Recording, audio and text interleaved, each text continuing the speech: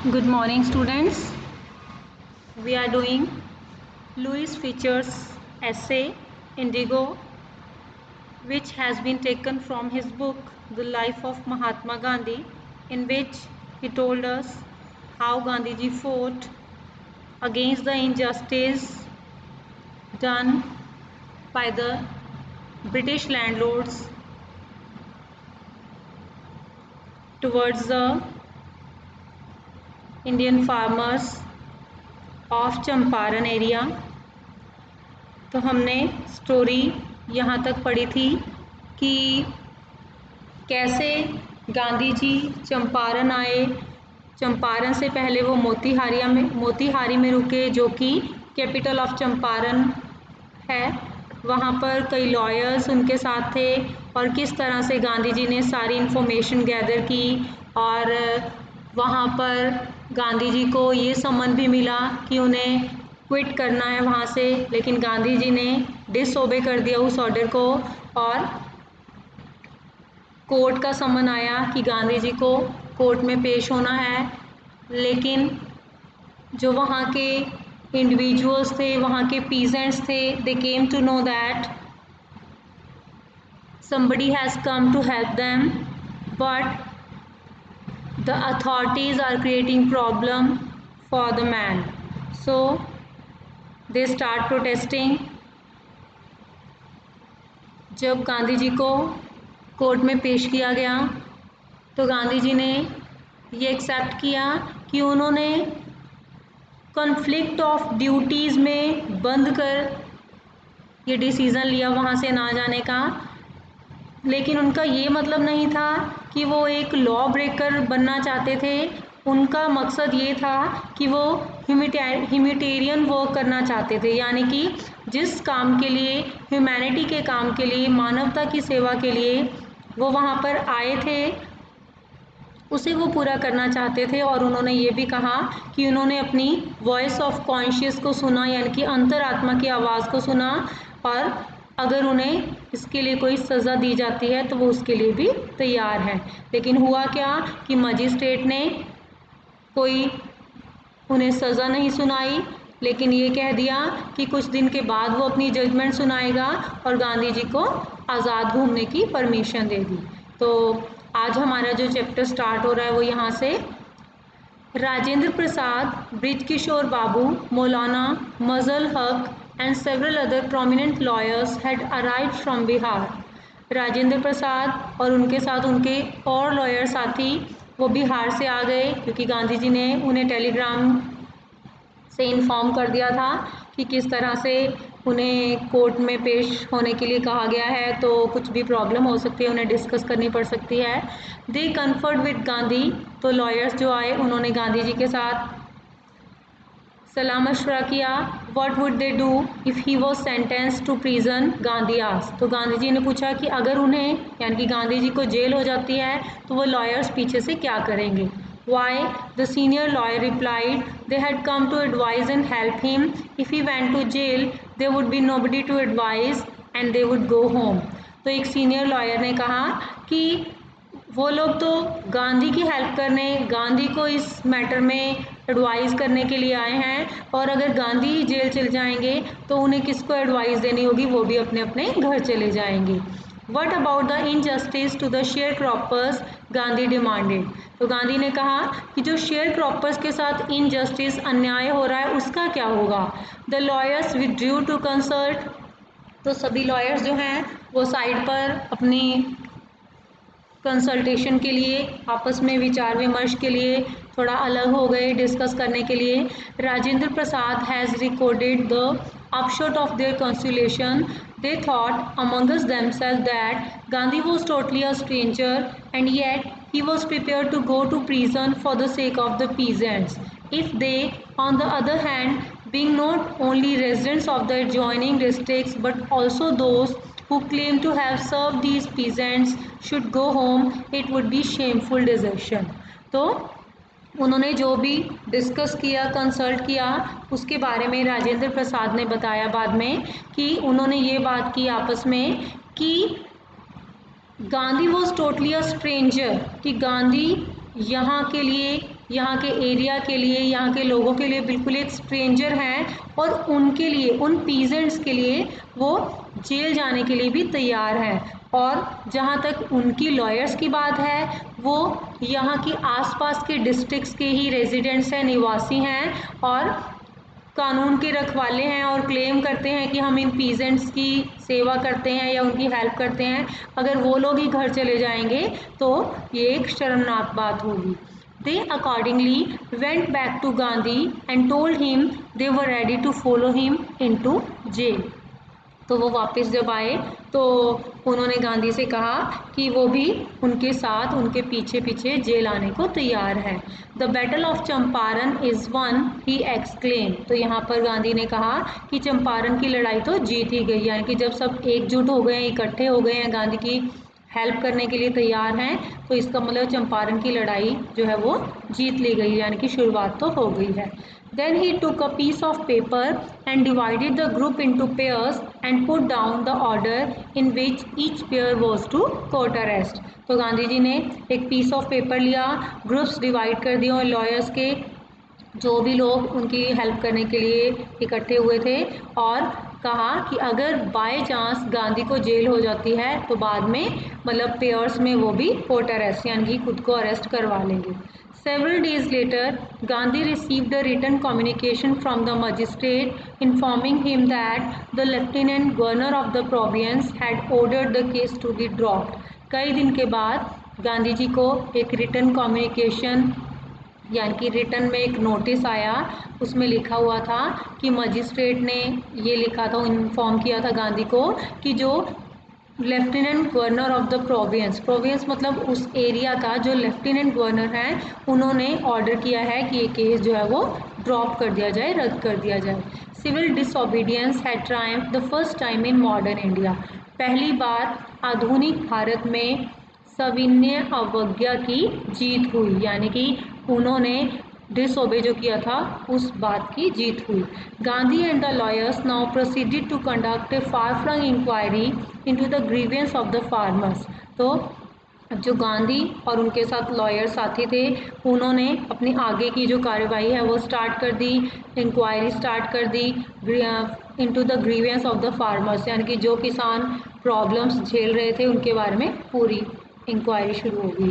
Deposition by about 10,000 peasants were written down, notes made on other evidence. कि deposition मतलब गवाही कह सकते हैं यहाँ पर, कि लगभग 10,000 पीजेंट्स की रिटर्न में गवाही ली गई और उस पर सब नोट्स वगैरह तैयार किए गए।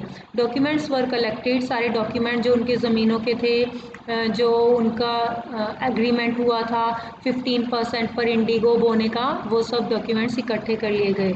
The whole area throbbed with the activity of investigators and the vehement protest of the landlords. तो जो पूरा एरिया था वो मतलब उसमें एक लहर आ गई थी इन्वेस्टिगेशन की, सब जगह इन्वेस्टिगेशंस हो रही थी, और लैंडलॉर्ड्स जो हैं अंग्रेज़ी वो प्रोटेस्ट भी कर रहे थे इस बात की। In June Gandhi was summon to sir Edward Gait the lieutenant governor. जून में गांधी को lieutenant governor sir Edward Gait ने बुलाया। Before he went he met leading associates and again lay detail plans for civil disobedience if he should not return.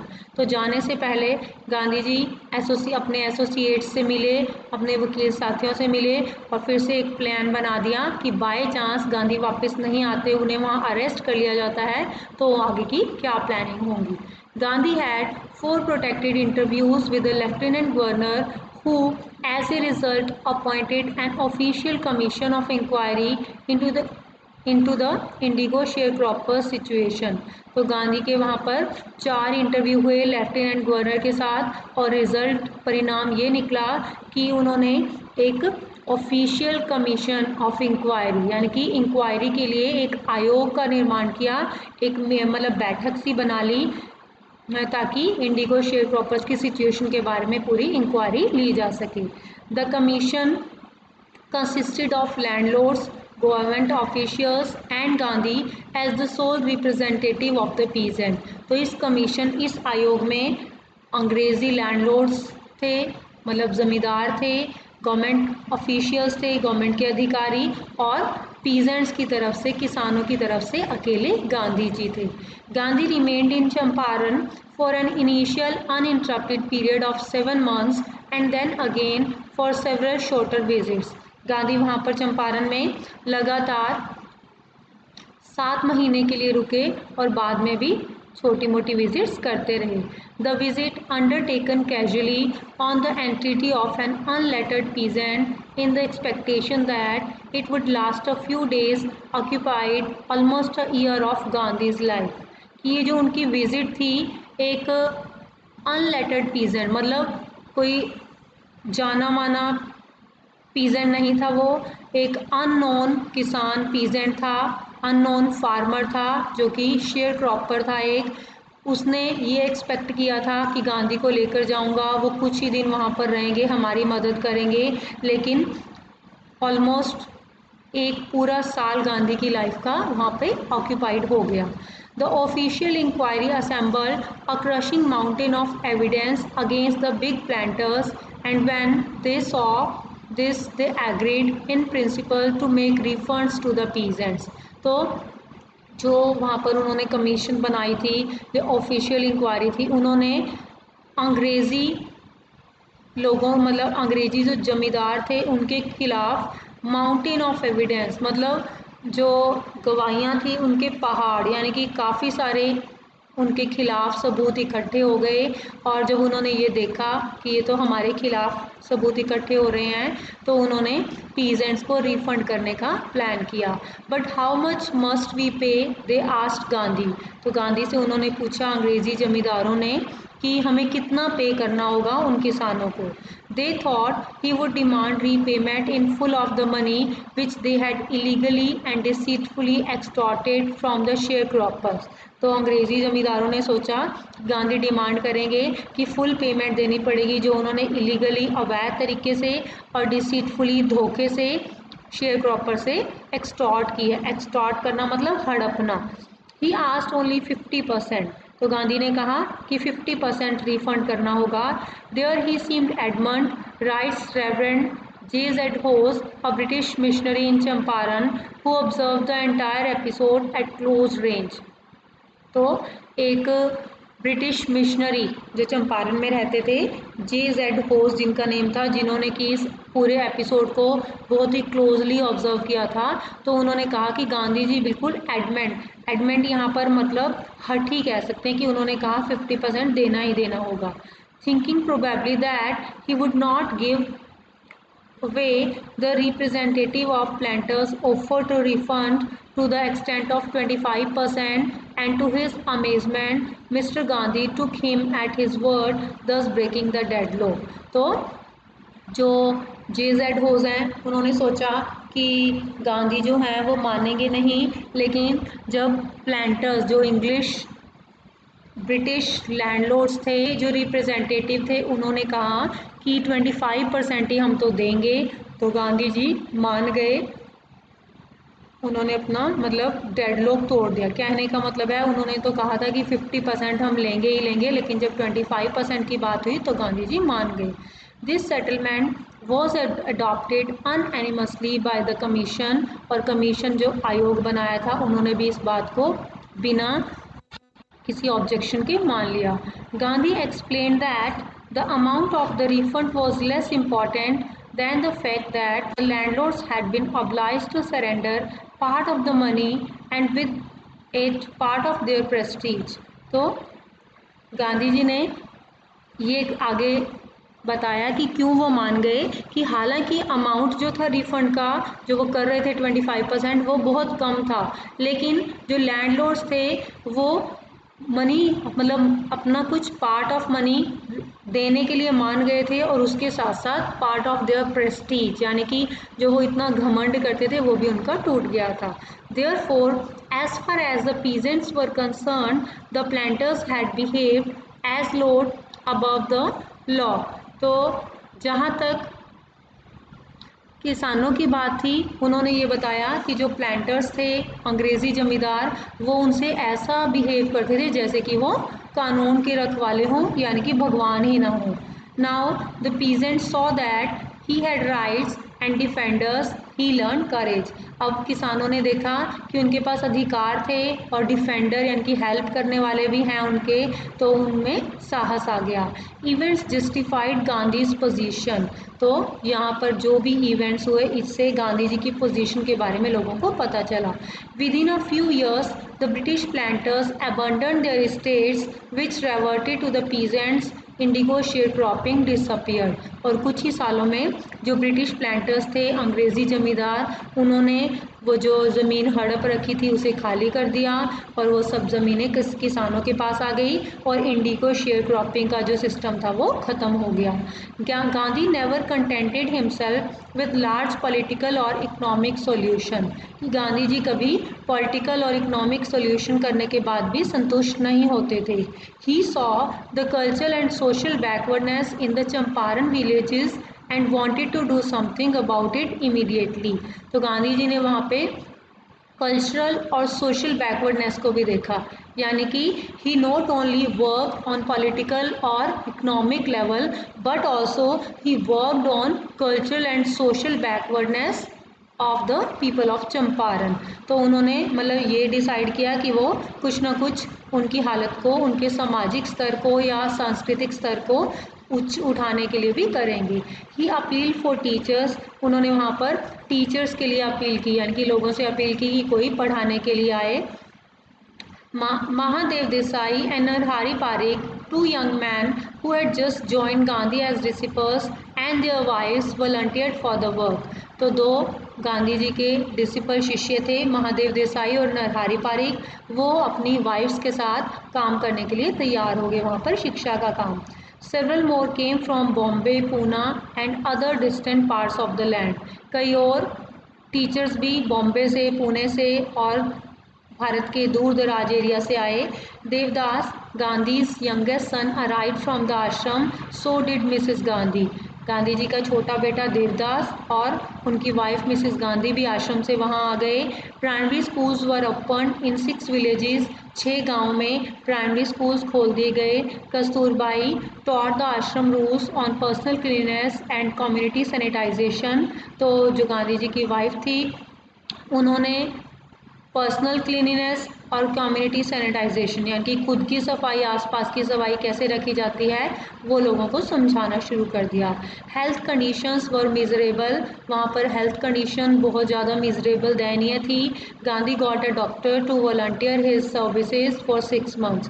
Gandhi ji ने वहाँ पे एक doctor appoint किया जो कि 6 महीने अपनी सेवाएं देगा. 3 medicines were available, castor oil, quinine and sulphur ointment. 3 medicines वहाँ पर अवेलेबल थी, कैस्टर ऑयल, कुनीन और सल्फर ऑइंटमेंट. मतलब ऑइंटमेंट होता है जैसे ट्यूब कुछ लगाने के लिए.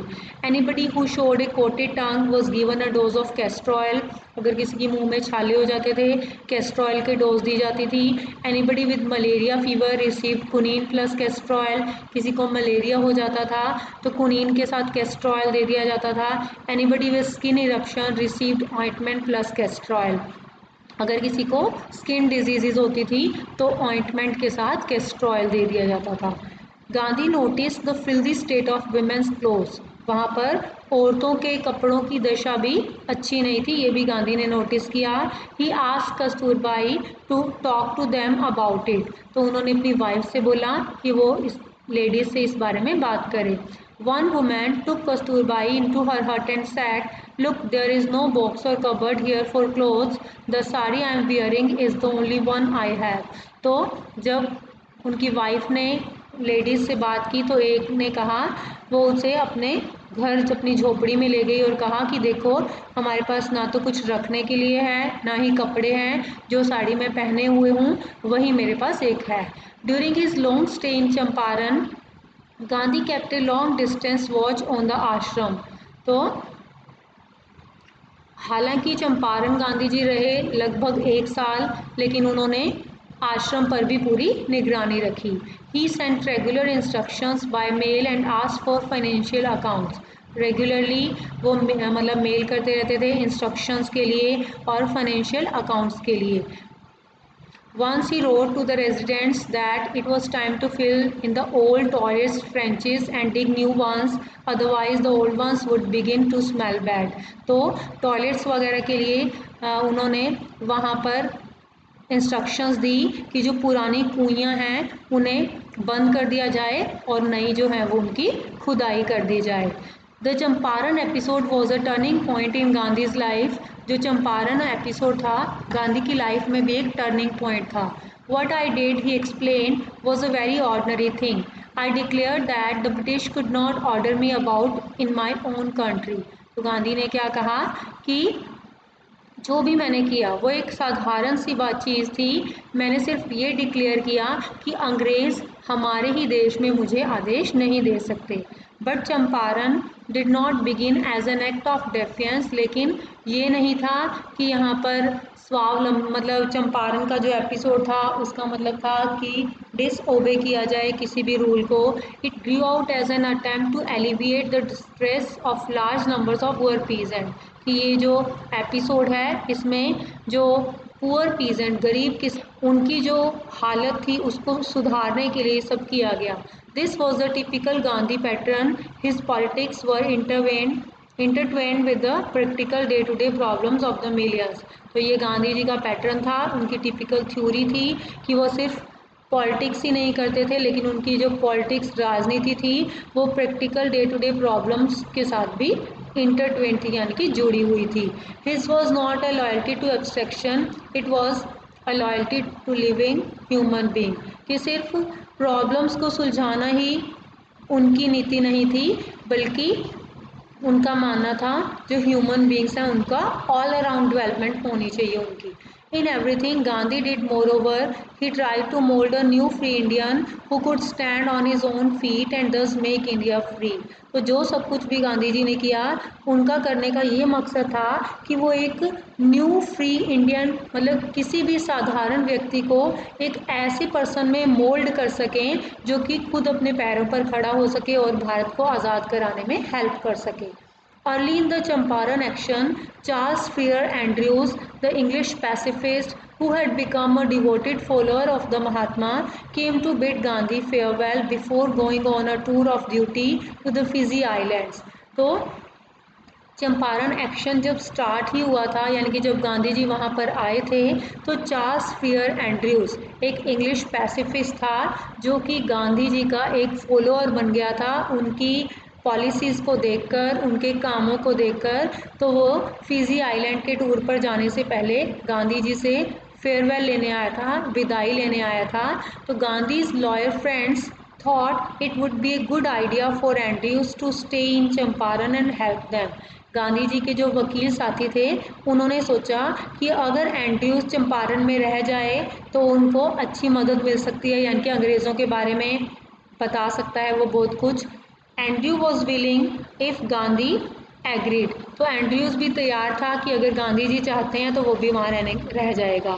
But Gandhi was vehemently oppose. लेकिन गांधी जी ने साफ मना कर दिया। He said you think that in this unequal fight it will if we have an Englishman on our side. तो गांधी जी ने अपने लॉयर साथियों को कहा कि आप ये सोचते हो कि ये अनइक्वल फाइट यानी कि जो अंग्रेज़ों की और गरीब किसानों की जो लड़ाई है उसमें क्या ये हेल्पफुल होगा कि एक इंग्लिश मैन हमारी साइड है, ये सही बात नहीं है। This shows the weakness of your heart. ये तो हमारी वीकनेस को दर्शाता है। The cause is just and you may rely upon yourself to win the battle. कि अपने आप पर विश्वास रखो ये लड़ाई जीतने में। You should not seek a prop in mister Andrews because he happens to be an English man.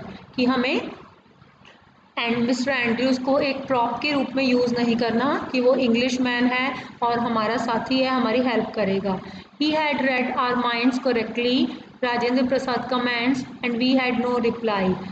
तो राजेंद्र प्रसाद ने कहा कि उन्होंने हमारे दिमाग को पढ़ लिया था कि हम यही चाहते थे और हमारे पास उनकी जो उन्होंने कहा उसका कोई आंसर नहीं था।